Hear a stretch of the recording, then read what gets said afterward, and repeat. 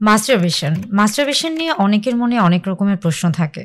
অনেকে মনে করে থাকেন যে মাস্টারবেশন হয়তোবা খুবই খারাপ একটা জিনিস। আবার অনেকে মনে করে থাকেন যে মাস্টারবেশনের ফলে হয়তোবা পরবর্তীতে তিনি সন্তান গ্রহণে সক্ষম নাও হতে পারেন। আবার অনেকের মধ্যে এমন প্রশ্ন থাকে যে মাস্টারবেশনের ফলে হয়তোবা তিনি পরবর্তীতে যৌন চাহিদা বা যৌন যে কার্যক্ষমতা রয়েছে সেগুলোতে তিনি হয়তোবা অক্ষম হয়ে যাবেন। এরকম বেশ কিছু চিন্তা ধারণা অনেকের মাঝেই থাকে। কথা বলবো মাস্টারবেশন নিয়ে।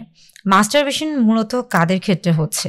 নারী পুরুষ উভয়ের ক্ষেত্রেই কিন্তু মাস্টারবেশন খুবই স্বাভাবিক একটি যৌন একটি ক্রিয়া বা একটি প্রক্রিয়া। একটা সময় কিন্তু মাস্টারবেশনকে খুবই বাজেভাবে নেওয়া হতো বা অনেকে মনে করতো যে এটা খুবই খারাপ একটা বিষয়। কিন্তু আমরা যদি বিজ্ঞানের কথায় আসি বা বর্তমানে কিন্তু এই বিষয়টাকে খুবই স্বাভাবিক একটি শারীরবৃত্তীয় প্রক্রিয়া হিসেবে নেওয়া হচ্ছে এবং অনেক ক্ষেত্রে কিন্তু বলা হচ্ছে যে মাস্টারবেশনের ফলে কিন্তু আসলে শরীরের তেমন কোনো ক্ষতি হয়ে থাকে না। তবে যদি হচ্ছে আপনি মাস্টারবেশনে অনেক বেশি অভ্যস্ত হয়ে পড়েন, সেক্ষেত্রে একদিকে যেমন আপনার মানসিক স্বাস্থ্যের ক্ষতি হবে, তেমনি আরেকদিকে কিন্তু আপনার শারীরিক স্বাস্থ্যেরও ক্ষতি হবে এবং পাশাপাশি আপনার যৌন স্বাস্থ্যও কিন্তু ক্ষতিগ্রস্ত হবে। তাই যদি আপনি অতিরিক্ত মাস্টারবেশনে অভ্যস্ত হয়ে থাকেন, সেক্ষেত্রে আসলে এটা আপনার জন্য ঝুঁকিপূর্ণ।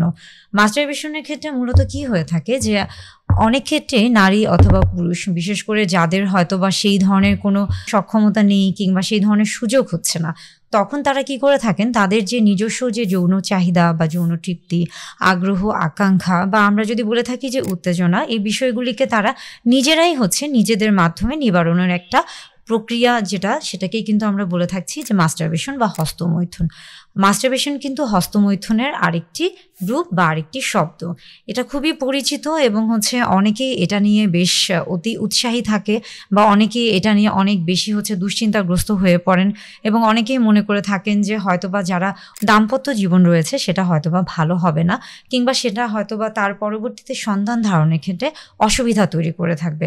অর্থাৎ যদি অতিরিক্ত মাস্টারবেশনের যদি অভ্যাস থেকে থাকে সেক্ষেত্রে সেটা অবশ্যই আপনার জন্য কিন্তু কিছুটা হলেও একটা ক্ষতির বিষয় হতেই পারে। কেননা আপনি যখন একটা বিষয়ে অনেক বেশি বাজেভাবে অভ্যস্ত হয়ে পড়ছেন তখন কিন্তু সেটা স্বাভাবিক যে আপনার সুবিধার চেয়ে অসুবিধাই বেশি করবে। তাই মাস্টারবেশন হচ্ছে যেহেতু স্বাভাবিক একটি প্রক্রিয়া, এটাকে স্বাভাবিকভাবেই ধরে নিতে হবে এবং এই প্রক্রিয়াটাকে অত্যন্ত স্বাভাবিকভাবেই মেনে নিতে হবে।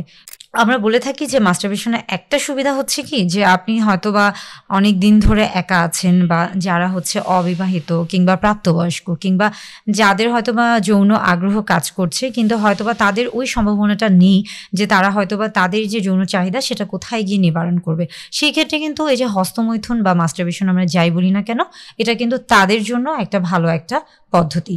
তবে যদি কেউ এটাতে অনেক বেশি অভ্যস্ত হয়ে পড়ে বা বাজেভাবে অভ্যস্ত হয়ে পড়ে সেই ক্ষেত্রে কিন্তু এটা অবশ্যই তার জন্য ক্ষতির একটা বিষয়।